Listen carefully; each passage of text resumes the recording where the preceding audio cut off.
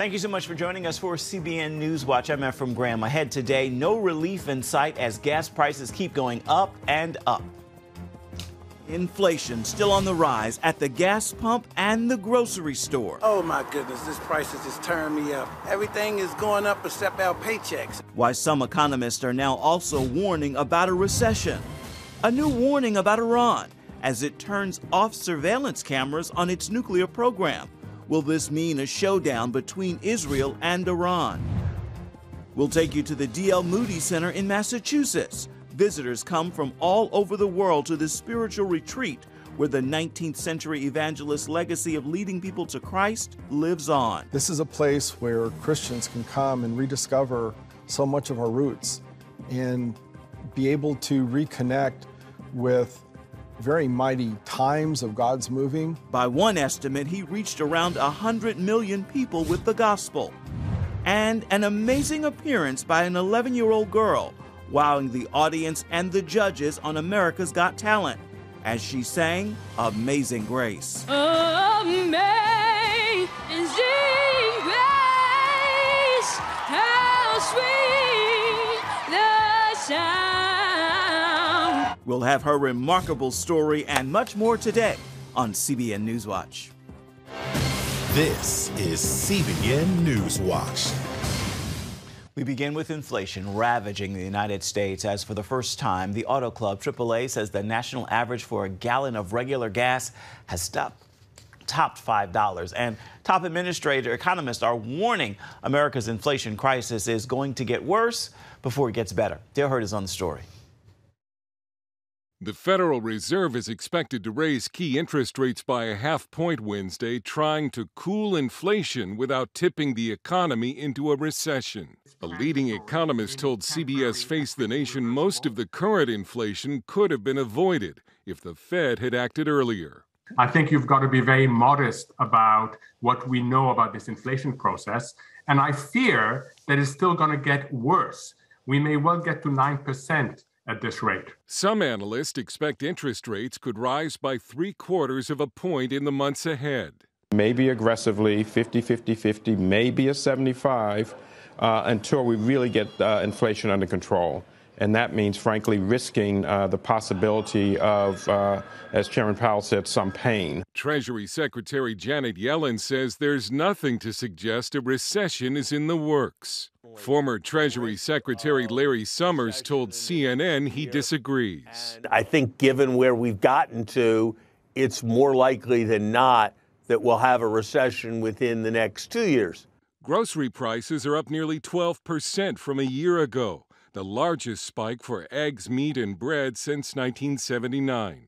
Gasoline prices nationwide now average more than $5 a gallon and are expected to go higher, compared to prices closer to $2 a gallon when President Trump left office. Oh my goodness, this price has just turned me up. Everything is going up except our paychecks. And so it's just a matter of falling supply and rising demand. And that's pushed up the national average significantly. And it looks like we continue to see supplies decline. This gas station owner in Minnesota appears to be just as frustrated as his customers, putting up a sign saying, "We hate our gas prices too." Joe Biden blames inflation and gas prices on the war in Ukraine. And we're trying very hard to make sure that we've significantly increased the number of barrels of oil that are being pumped out of the reserve we have. Biden also says inflation is his top priority, but it's not clear what he can do about it. Dale Hurd, CBN News. Our CBN News financial editor, Drew Parkhill, is here with us now. First off, is there anything Biden and his administration can do? It's kind of late in the game. They could have done a lot earlier. I mean, he was very clear during the campaign about his war on fossil fuels and so forth. So naturally, that did not help the price of oil, and that has not helped the price of gas. There are some in the energy community who believe that if we would get cracking, we could definitely bring the price of oil down. Releasing oil out of Strategic Petroleum Reserve, that's not what it's there for, and it doesn't really make that much difference. So he's really behind the curve now. How bad is inflation today compared to 1981? That's a very important question, Ephraim, because you always hear in the news that this is the highest in 40 years. The big difference is 40 years ago, a little over 40 years ago, inflation was coming down under Reagan. They had taken actions and were taking actions to really bring it down. One thing was the tax cuts helped strengthen the economy, which increased the supply of goods, so there were more things, so prices came down, as well as the Federal Reserve was taking action. Now, here's a big, big difference. Back then, Paul Volcker, who was the head of the Federal Reserve, raised interest rates above inflation. Now we have inflation running at 8.5%, okay, but interest rates are still down around 3%. So they got a long way to go. So that could be a really big problem if they have to raise rates that high. We don't know yet if they will, but if they do, that's very bad for the economy. I know Janet Yellen is being conservative, but are things going to get worse, and is a recession on the horizon? A recession is not guaranteed. It is a real possibility, however, if the Fed raises rates high enough. Now, there are a lot of ways things could get worse. We had a segment last week from our Prayer Link show, Pastor Joshua Giles, who said, and I watched the whole show, it was a terrific piece. In fact, I would recommend everybody in our audience go to the CBN News Channel app or on our website and watch that show from last Wednesday, Pastor Joshua Giles. The word the Lord gave him in 2015, that there was a virus coming. He talked about a time of shortages. And so Zelensky in Ukraine is warning about shortages, so it wouldn't hurt to have a little extra food on hand if you can afford it. To get, he said in a vision he walked into a grocery store and it was empty. So when I was walking through a grocery store, I was thinking, I wonder what this is going to be like, and then I watched that. So, you know, having some extra food just in case, that's not a bad idea, because we could go through a period of shortages and we could have a recession. It's not guaranteed, but it's a definite possibility, yes. All right, something to watch indeed. Drew Parkhill, always appreciate your insight. Thank you so much. Here now is a quick look at some of the other stories we are following for you today in the headlines. Negotiators in the Senate have announced the framework of a bipartisan response to last month's mass shootings in Uvalde, Texas, and in Buffalo. It would include some curbs on guns and increased efforts to improve school safety and mental health programs. The House committee investigating the January 6th riot will resume its hearings today. One eyewitness will be former President Donald Trump's campaign manager, Bill Stepien. Some committee members want the Justice Department to consider a criminal indictment against the former president. And a growing number of Democrats do not believe President Biden should run for re-election in 2024. That is according to a story in the New York Times this week. One member of the Democratic National Committee told the paper, to say our country was on the right track would flagrantly depart from reality. Coming up, are Israel and Iran heading for a showdown? Iran has turned off cameras on its nuclear program, hiding what it's doing from the world. That comes as Israel and other Middle Eastern countries are focusing on Iran's actions. We're going to bring you the story from Jerusalem. That's going to happen when we come back. Stay with us. Iran is moving more than 24 surveillance cameras from its nuclear sites around the country. That announcement coming from the head of the UN's nuclear watchdog agency. As Chris Mitchell reports from Jerusalem, the decision means Iran's nuclear program will be more and more hidden from the eyes of the world. The UN chief nuclear monitor called removing the cameras a serious challenge. Let's hope that emotions, go down a little bit, and that we focus again on the problems, because the problems are not disappearing. And if we add to the problems less visibility, less access to the agency, then I don't think we are solving anything. We are aggravating everything. Even before the cameras were turned off, 30 nations voted to censure Iran after the agency discovered nuclear activities at 3 undeclared sites. Israeli Prime Minister Naftali Bennett praised the response. We see in this decision, on the one hand, the lies and hypocrisy of Iran in the nuclear context and in general. And on the other hand, we see here the correct standing of the countries of the world in distinguishing between good and evil when they say clearly Iran is concealing things. Bennett's statement came just before meeting with the UAE's Crown Prince, where Iran likely topped their agenda. In the meantime, the IAEA says Iran plans to increase its uranium enrichment with more advanced centrifuges, approaching weapons-grade levels. On Capitol Hill, lawmakers from both parties signed onto legislation regarding Iran's latest moves. The Defend Act directs the Secretary of Defense to seek to cooperate with allies and partners to identify an architecture and acquisition approach to an integrated air and missile defense system. Iran's growing missile and drone capabilities are seen as a regional threat. Many of our allies in the region have missile defense capabilities, whether it's Patriot systems or other things, in Israel with the Iron Dome system, but they aren't integrated. We need to bring those together, and it is U.S. leadership. As members of the Abraham Accords caucus, the sponsors believe the legislation builds on the agreements. The key to the Abraham Accords and this new relationship that was fostered through the last administration is really about recognizing between Arab and Jewish states that Iran is the common threat. The head of the IAEA says if this pace continues, it would be just a matter of a few weeks before Iran could get sufficient material needed for a nuclear weapon. Ephraim? Chris, given this breach of trust between the IAEA and Iran, are we entering into a new era with Iran's nuclear program? Yeah, I think we are, Ephraim. It really seems that way. No longer do we have the eyes of the world through the IAEA on Iran's nuclear program, through these many cameras, 27. Before that, they took out another 2. And that includes no more cameras on 2 of the main uranium sites, uranium enrichment sites there in Iran. And Iran says they're justified in removing the cameras. And it seems like for years, Ephraim, there's been a game of cat and mouse between the IAEA and Iran. But maybe this is over now. For years, Iran has blocked those inspectors from suspected nuclear sites. In addition, also recently, Israel accused Iran of stealing some documents from the IAEA. So there's really, it seems to be a breakdown of this relationship that actually had been strained for years. So the question really a lot of people are asking right now, Ephraim, in the meantime, during this new era between the IAEA and the world in Iran, will they go to a breakout stage or just sit right on the line of getting weapons-grade uranium? So, Chris, what does this do to the status of the Iranian nuclear deal between the U.S. and Iran? Well, it really had been on hold for weeks, Ephraim. The main sticking point has been whether or not they're going to take the Islamic Revolutionary Guard off the list of foreign terrorist organizations. President Biden said he's not going to do that. And many of the Western countries are negotiating. They're saying they really can't remain on the table indefinitely. And they're even saying, but they're saying there's maybe still time to reach an agreement. Here's some interesting numbers, Ephraim. 10 months since the administration first said talks cannot go indefinitely. That's 10 months ago.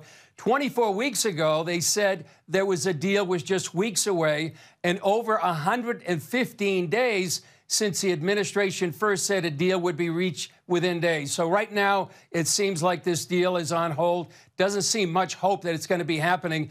On the other hand, Ephraim, the current state of the nuclear deal, the JCPOA, now with Iran turning off the cameras, the IAEA chief says it's really not resolving the issue with these 3 undeclared nuclear sites. And he said the current deal really is dead on arrival right now. Wow. There is talk of a war between wars between Israel and Iran. Explain what that is and what is the current status of that war. Well, Ephraim, it's really like a shadow war for years between Israel and Iran. For example, Israelis have been attacking Iranian targets inside Syria for several years. Just last week, there was a major attack on the Damascus airport. It caused major damage. And the reason Israel did that, they want to reduce the amount of weapons coming from Iran to Hezbollah.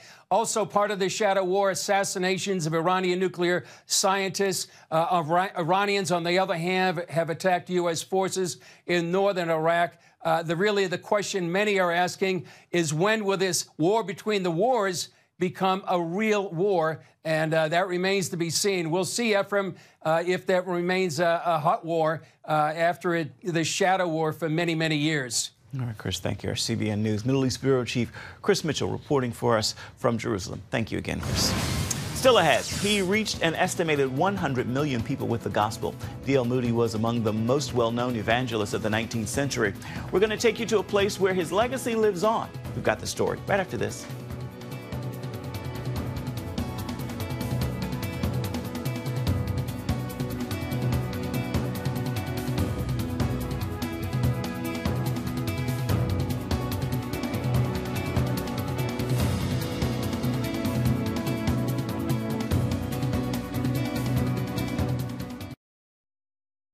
10 buildings on 230 sprawling acres in western Massachusetts. This is the site of the D.L. Moody Center.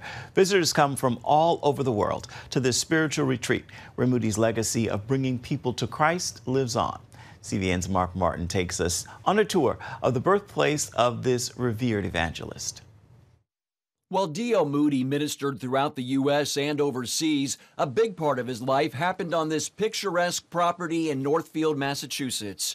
Born and raised here, Moody founded the Northfield Seminary for Young Ladies and is also buried on the property. Many people come from all over the world to see D.L. Moody's grave and to pay homage to the work that God did through him to spread the gospel around the world. One estimate has him reaching around 100 million people with the gospel of Jesus Christ.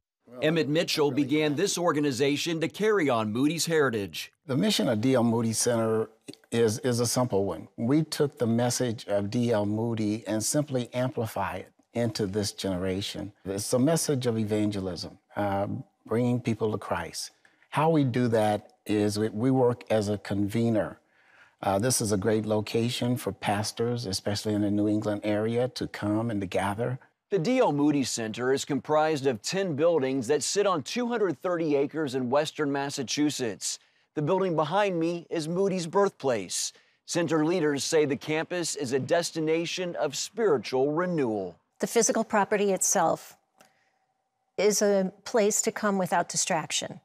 We want folks, Christians, non-Christians, to come here and be able to retreat in the Lord or find the Lord, and to be able to have a fulfillment, something so special with the Holy Spirit when they are here. The mission here is bringing revival by challenging and preparing Christians to proclaim the gospel through their words and actions. In addition to offering retreats and meeting places, visitors can also enjoy a self-guided audio prayer walk. A lot of believers come and they walk the prayer walk. That prayer walk is really designed to give them an introduction to who D.L. Moody was and what these buildings and the various sites, what their significance was, but it also conveys the gospel at each step. Nationally known speakers and musicians also appear at the center, which has hosted 50,000 visitors and guests over the past several years.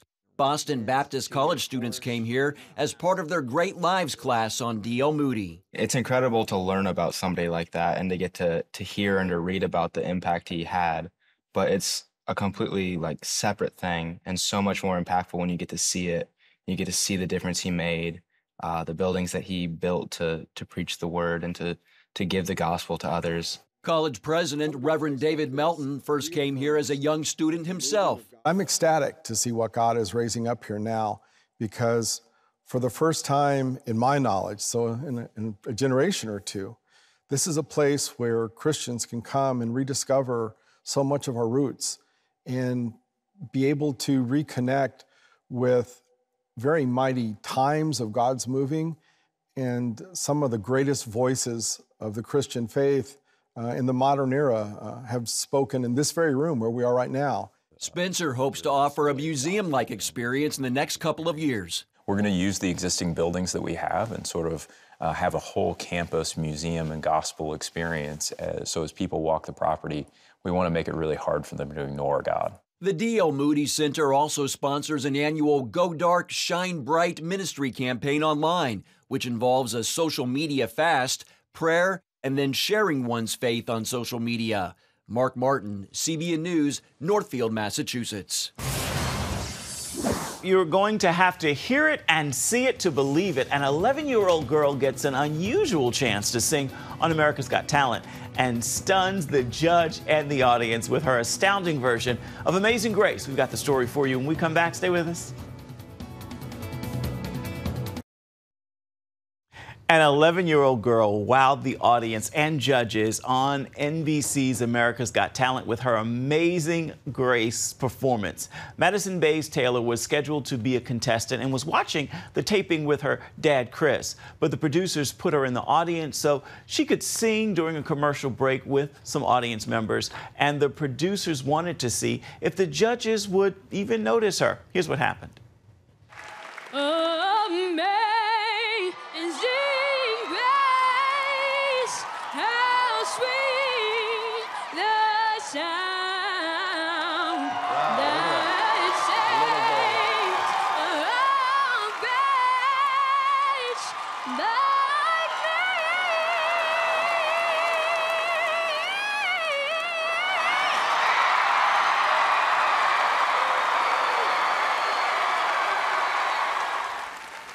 Notice they did. Madison sang again on stage and everyone loved it. She said she had long dreamed of being on the show. The crowd chanted for her to get the golden buzzer, and Howie Mandel rang it, so she is going to the finals. One of the judges, Howie Mandel, asked her what she would do if she won the $1 million. She said she would help her dad with cancer research.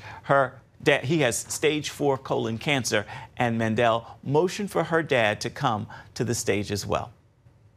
And what's your dad's name? Chris. How are you feeling, Chris? Doing good. I just want, I've been battling cancer for the last 9 years, and that's how she learned to sing.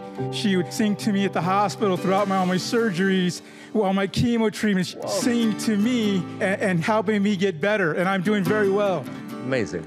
And now you're standing there with your wonderful dad, and you are an all-star. One more time for Maddie, everybody!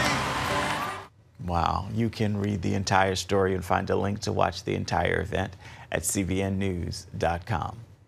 Time now for your Monday motivation, and today I want to leave you with this thought as we begin another work week together.